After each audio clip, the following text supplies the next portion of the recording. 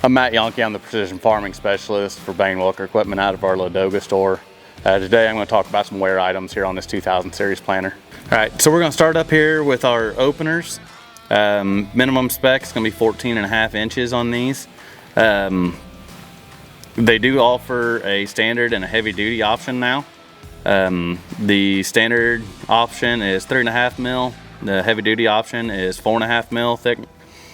The heavy duty option, they're claiming that there's about a 30% increase in life on that. So if you were trying to get through a season or struggling to get through an entire season, that heavy duty option might be a good way to go for you. Moving back a little bit, we're going to talk about the scrapers. The scrapers, both left and right, and then they also offer inners and outers. Everything's going to be about the same. I use this angle right here where it bends as my wear point. So as this wears, of course, it's going to come up off the blade to this angle. Once it gets there, I consider it to be worn out. Again, that's the same whether it's left, right, inners, or outers. Moving down, we've got our seed shoe and our seed point. For anybody that has been around 1200 series planters, there's a little plastic gauge that you could put up against your seed point and tell whether it was worn out or not. That doesn't exist for the 2000 series. So my wear indicator for the shoe and the point is just the shoe. It will wear from this back corner up towards the center. So when that starts getting sharp and wanting to curl around, I've seen them actually curl around and get to where they're moving seed in the trench. So you can quickly walk down through every row and feel both sides and see if they're getting sharp. Always replace your shoe and your point as a pair. So that's why I don't ever look at the point. So moving back from our opening system, we're going to talk about closing. This is our standard closing wheel. They do offer a shark tooth closer as well. Be something that if somebody was trying to get out and plant a little earlier where it might not be quite fit yet, or if anybody was doing double crop beans where the ground's really hard, that shark tooth closer is going to be a little more aggressive. So it'll do a better job of breaking up sidewall compaction or moving really hard ground to get it closed. They are a little heavier also. The minimum spec on these is going to be 8.5 inches, whether it's the shark tooth closer or the standard closer. Also want to check your bearings on both sides, make sure everything's rolling free. On 2025 planters and newer, there's actually a bearing in here on your closing arm as well. 24 and older planters, it was a bushing with different series of pins. They had some problems with that, so they've actually got an upgrade kit that you can purchase that will upgrade the bushing style to the bearing style. When I'm inspecting these planters, I like to pick up on that arm, make sure that bearing feels like it's good.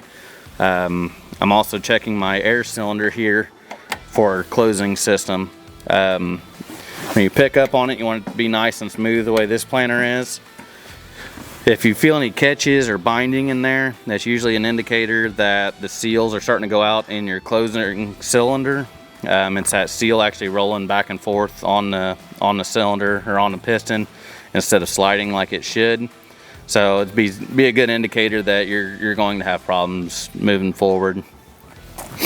Coming on back to our press wheel here. It's the same press wheel we've had for a long time. They're really pretty simple to check out. Want to check and make sure that it's a zero pressure on it, so you can flex along the center rib.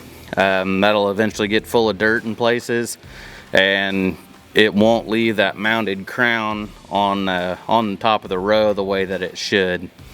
So yeah, just roll it around, press on it a few times, make sure that it's not full of dirt, make sure that it rolls freely, and we don't have a bearing going out. Our spring here is pretty simple. We're mainly just checking to make sure that it's not broken. They do offer a different spring here as well. If you wanted some more down pressure on your press wheel, you can go to the black spring.